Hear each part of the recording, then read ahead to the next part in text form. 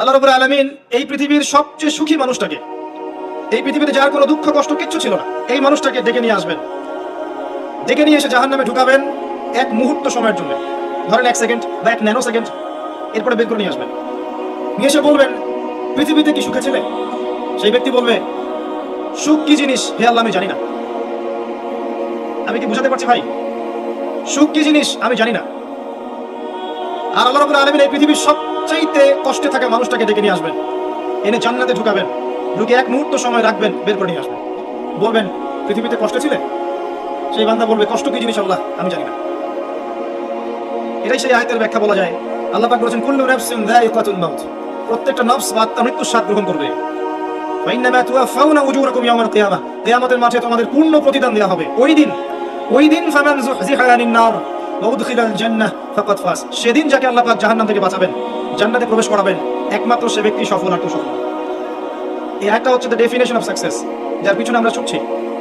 আমরা সাফল্যের পিছনে ছুটি না, সফল হতে হবে, নিজের পায়ে দাঁড়াতে হবে, টাকা পয়সা করতে হবে, বাড়ি গাড়ি করতে হবে, ব্যাংক ব্যালেন্স করতে হবে, জমি জমা করতে হবে, একটা সুন্দরী গার্লফ্রেন্ড চাই, একটা স্ত্রী চাই, তাই না?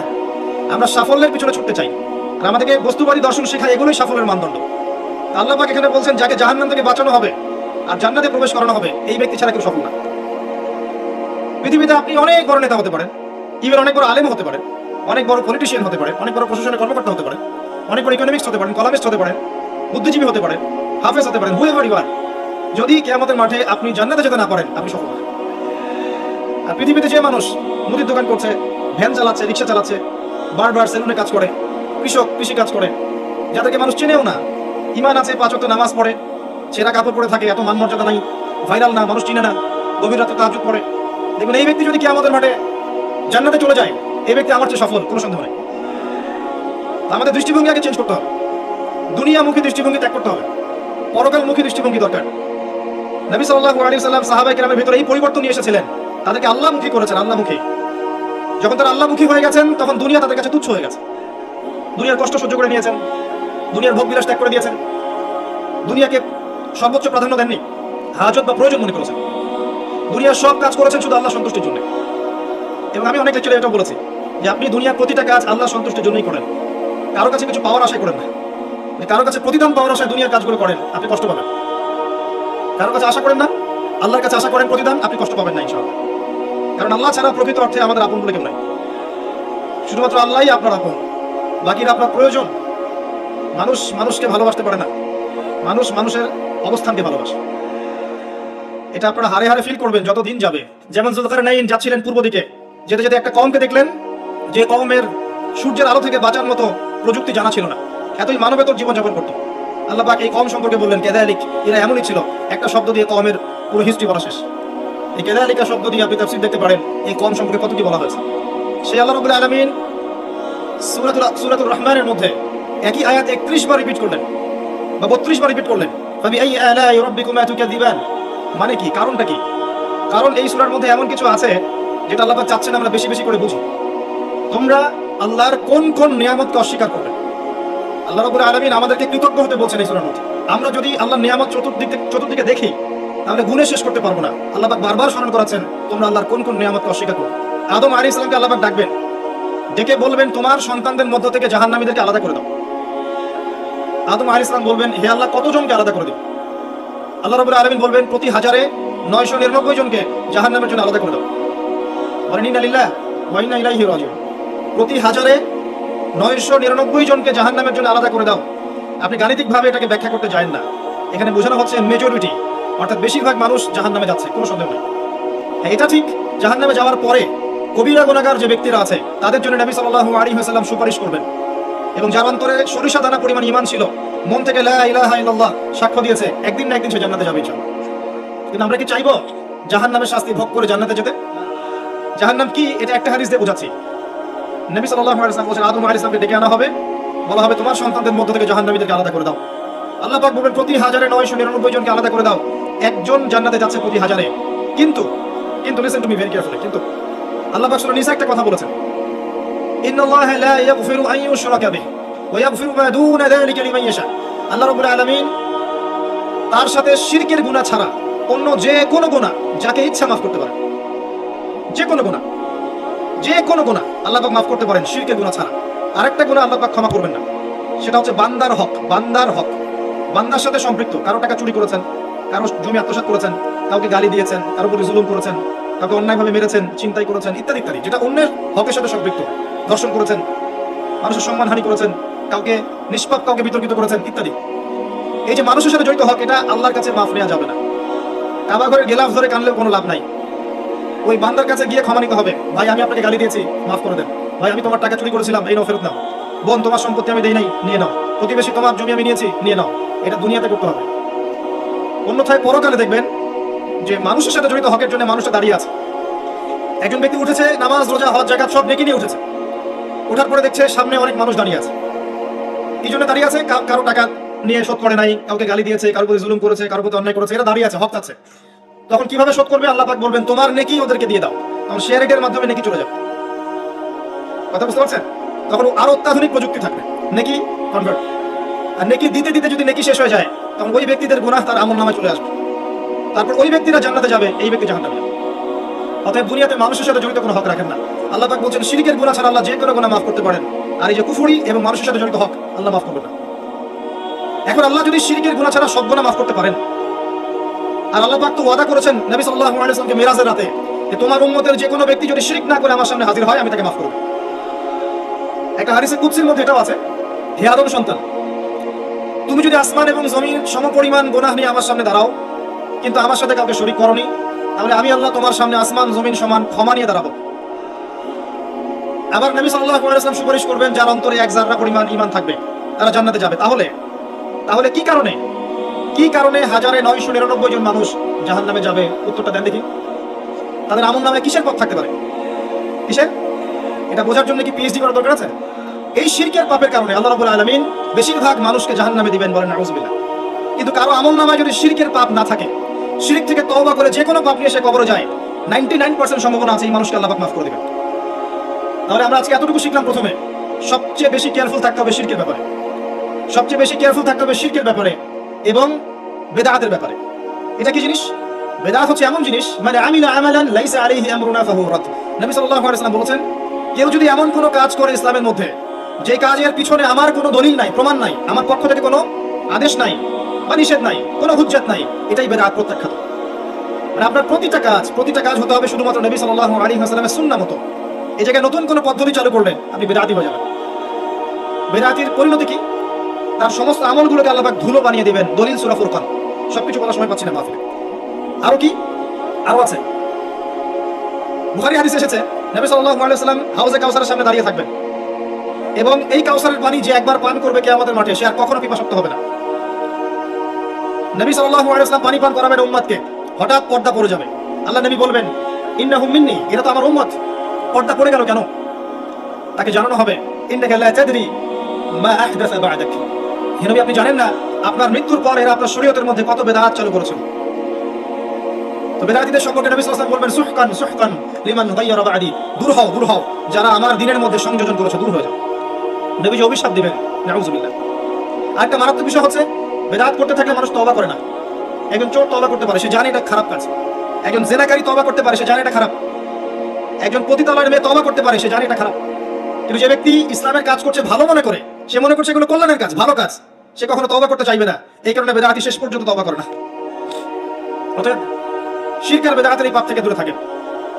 এরপর আমি সামনে যাই, আরেকটা মেজর জিনিস থেকে আমাদেরকে বেঁচে থাকতে হবে, সেটা হলো হারাম রিজিক। আজকে আমাদের রিজিকের যে সিস্টেমটা আছে এর মধ্যে বেশিরভাগ পরিবারে হারাম রিজিক ঢুকে গেছে, বলে নাউযুবিল্লাহ। কেউ সরাসরি হারাম, কেউ ঘুরিয়ে ফিরিয়ে হারাম। সবচেয়ে বড় মারাত্মক যে হারামটা ঢুকেছে তার নাম হচ্ছে রিবা বা সুদ। ম্যাক্সিমাম আমরা সুদখোর। আমার কিসের দাড়ি টুপি এগুলো দেখার প্রয়োজন নাই, আমি নিজেও সুদখোর। কিভাবে? প্রত্যক্ষভাবে না হলে পরোক্ষভাবে। মনে করেন আমি একটা ফ্ল্যাটে ভাড়া থাকি, ফ্ল্যাটের মালিক আমার ভাড়ার টাকা দিয়ে তার ব্যাংকের লোন শোধ করে, পরোক্ষভাবে আমি সুদের সাথে সম্পৃক্ত আছি। আপনি বাঁচতে পারবেন না।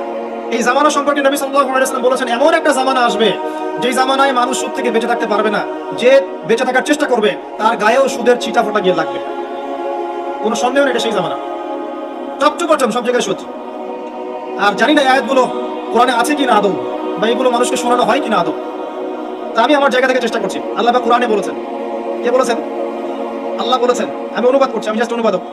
সূরা বাকারা 279 থেকে পড়া শুরু করেন। আল্লাহ পাক বলেন, ইয়া আইয়ুহাল্লাযীনা আমানু, হে মুমিনগণ, তুমি যদি মুমিন হয়ে থাকো, হে মুমিনগণ, ইত্তাকুল্লাহ, তোমরা আল্লাহকে ভয় করো।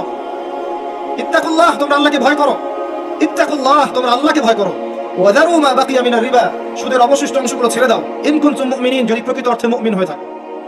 ওয়া ইন লাম তাফআলু, আমি আল্লাহ বলছি তোমরা যদি এটা না করো, ফা'যারু বিহারবিন মিনাল্লাহি ওয়া রাসূলিহি, তাহলে আল্লাহ এবং তার রাসূলের সাথে যুদ্ধের ঘোষণা শুনে রাখো। গো অ্যাহেড, এখন রাস্তা আপনার। আমি অনুবাদ করে শুনিয়ে দিয়েছি, আপনার কান পর্যন্ত পৌঁছে গেছে। এখন decision is yours, path is yours, choose your path. রাস্তা আপনার, আপনি ফিক্স করেন কি করবেন। যদি আপনি সুদ খান 1 নাম্বার, অথবা দেন 2 নাম্বার, 3 আপনি সাক্ষী থাকেন, 4 লিখে রাখেন, আপনি সমান পাপী। এই 4 শ্রেণীর মানুষকে নবী সাল্লাল্লাহু আলাইহি ওয়াসাল্লাম অভিশাপ দিয়েছেন, লাআনত করেছেন। আর নবী সাল্লাল্লাহু আলাইহি ওয়াসাল্লাম অভিশাপ নিয়ে যদি আমরা কবরে যাই, তাহলে মান নবীও উত্তর দিতে পারবো, এটা বিশ্বাস করা বোকামি। তার অভিশাপ নিয়ে যদি আমরা হাসরের মাঠে উঠি, হাউসে কাউসারের পানি পাবো, প্রত্যাশা করাটা বোকামি হবে। তার অভিশাপ নিয়ে যদি আমরা হাসরের মাঠে উঠি, তাহলে তিনি আমাদের জন্য সুপারিশ করবেন, এটা ভাবা বোকামি হবে। মেরাজের রাতে আল্লাহ রাসূল দেখে এসেছেন, এক শ্রেণীর মানুষকে রক্তের নদীতে ফেলে মাথা ফাটিয়ে দেওয়া হচ্ছে। নবী জিজ্ঞাসা করলেন সাল্লাল্লাহু আলাইহি ওয়াসাল্লাম, এরা কারা? হে জিবরাইল। জিবরাইল আলাইহিস সালাম বলেন, এরা আপনার উম্মতের সেই সব ব্যক্তি যারা ছিল সুদখোর, যারা সুদের মধ্য দিয়ে মানুষের রক্ত চুষে খেয়েছে। আজকে রক্তের নদীতে এদেরকে ফেলে মাথা ফাটিয়ে দেওয়া হচ্ছে। কি করবেন আপনি ফিক্স করেন। ইসলাম তরবারির জোরে ছড়ায় নাই। আমি আপনার গর্দানে তরবাল ধরে বলবো না যে সুদ ছেড়ে দেন, বলবো? কেউ বলবে না। ইসলাম এভাবে ছড়ায় নাই। ইসলাম সৌন্দর্য দিয়ে ছড়িয়েছে, সুন্দর উপদেশ দিয়ে ছড়িয়েছে। উদউ ইলা সাবিলি রাব্বিকা বিল হিকমা ওয়াল মাউইযাতিল হাসানা ওয়াজাদিলহুম বিল্লাতি হিয়া আহসান, এভাবে ইসলাম ছড়িয়েছে। ফাযাক্কির ইন নাফাআতিয যিকরা সায়াযাক্কারু মান ইয়াখশা, হে নবী আপনি উপদেশ দিন, যদি উপদেশ কাজে লাগে, শীঘ্রই যারা আল্লাহকে ভয় করে তারা আপনার উপদেশ গ্রহণ করবে ইনশাআল্লাহ। ওয়ায়াতাজান্নাবুহাল আশকা, যারা পাপাচারী ফাসিক তারা উপদেশ গ্রহণ করবে না। ফাযাক্কির ইন্নামা আনতা মুযাক্কির, আপনি উপদেশ দিন, আপনি শুধু উপদেশদাতা। লাস্তা আলাইহিম বিমুসাইতির, আপনি কারো উপর দারোগা নন। এটা একজন দায়ীর কাজ, একজন আলেমের কাজ, এর বেশি কিছু না। যখন দেখবেন পাপ করতে করতে করতে করতে আমার মনের মধ্যে কোনো রিয়াকশন হচ্ছে না, তখন বুঝে নেবেন কলব মরে গেছে, ডিস্ট্রয়, ডেডার। হ্যাঁ, একজন মুমিনের পরিচয় হচ্ছে ছোট ছোট পাপ তার কাছে পাহাড়ের মতো মনে হবে। আর একজন ফাসিকের পরিচয় হচ্ছে বড় বড় পাপ তার কাছে মাছির মতো মনে হয়। ভ্যান চালায় খান, সবজি বিক্রি করে খান, একটা ছোট কাপড়ের ব্যবসা করে খান, একটা মাছের আড়ত করে খান, গবাদি পশু প্রতিপালন করে খান, কৃষি কাজ করে খান, আল্লাহর রাস্তায় ছুটে যান, আপনার পুরো দুনিয়া এবং আখিরাত বরবাদ হয়ে যাবে। এবং আপনি এর মধ্য দিয়ে আল্লাহর সাথে যুদ্ধ করছেন, নবীর সাথে যুদ্ধ করছেন। এর উপরেও আছে পেপার মানির মধ্যে সুদ। ওই যে বললো 1 দিরহাম, এই দিরহাম আবার কি জিনিস? দিরহাম মানে রৌপ্য মুদ্রা। দিনার এটা কি জিনিস? স্বর্ণ মুদ্রা, ইসলামিক মুদ্রা। সেই যে চলে গেছে ব্রিটিশরা আসার আগে, এখন আর দেখা যায় না। একটা গোল্ড কয়েন যার মূল্যটাকে ইকোনমিক্সের ভাষায় বলে ইন্ট্রিনসিক ভ্যালু। ইন্ট্রিনসিক ভ্যালু, এই ভ্যালুটা এই স্বর্ণ মুদ্রার ভিতরেই থাকে। এটা পেপার মানির ভ্যালু, ইন্ট্রিনসিক ভ্যালু এর ভিতরে থাকে না, এর বাইরে থাকে। এটাকে আপনি নিয়ন্ত্রণ করতে পারবেন, কমাতে পারবেন, বাড়াতে পারবেন। এর সাথে যখন পেট্রো ডলার অ্যাড হয়েছে, তখন তো মাশাআল্লাহ জুলুম আরো উপরে উঠে গেছে। আর যারা পেট্রো ডলার সিস্টেম চালু করেছে, এইসব ভোগবিলাসী আরবদেরকে আমরা বলি এরা হচ্ছে আমিরুল মুমিনিন, নাউজুবিল্লাহ, সুবহানাল্লাহ। কত অন্ধ হলে মানুষ এদেরকে আমিরুল মুমিনিন মনে করতে পারে। বিশ্বের এইসব নামধারী মুসলিম কান্ট্রিদের চাইতে বাংলাদেশের পররাষ্ট্রনীতি অনেক ভালো আছে, 1000 গুণে ভালো আছে। কি মনে করেন আপনি? এসব ফাসিক জালেমদেরকে আপনি আমিরুল মুমিনিন মনে করছেন? আল্লাহ পাক বোঝার তৌফিক দান করুন ইনশাআল্লাহ তাআলা। আপনি যদি আপনার সম্পদকে সাস্টেইনেবল অ্যাসেটে রূপান্তরিত করেন, আগামী দিনগুলোতে আপনি ইনশাআল্লাহ জিতবেন, আদারওয়াইজ হেরে যাবেন। ফর এক্সাম্পল, আপনি যদি আপনার সম্পদকে জমিতে কনভার্ট করেন, গবাদি পশু প্রজেক্ট করেন, আপনি যদি মাছের প্রজেক্ট করেন, ব্যবসা ইনভেস্ট করেন, বা কিছু গোল্ড রাখেন, কিছু সিলভার, কিছু আপনার রূপা রাখেন, ইত্যাদি ইত্যাদি, পরবর্তী সময়গুলোতে গিয়ে আপনার সম্পদের মান কমে যাবে না, ইনশাআল্লাহ বাড়বে। আপনি সমস্ত সম্পদ যদি পেপার মানির মধ্যে রেখে দেন, আস্তে আস্তে আপনার সম্পদের মান কমবে। সামনে 10, 15, 20, 30 বছর পর আপনি সম্পদ হারাবেন। এর চেয়ে বেশি কিছু আমি বলতে পারবো না, বাকিটা আপনারা পড়াশোনা করে বুঝে নেবেন। যেটা বলতে চাচ্ছি, ইকোনমিক সেকশনে আমরা সবাই মোটামুটি হারামের সাথে সম্পৃক্ত। এর পাশাপাশি আছে আবার ঘুষ, আছে না? না দিলে চাকরি হয় না, সুবহানাল্লাহ।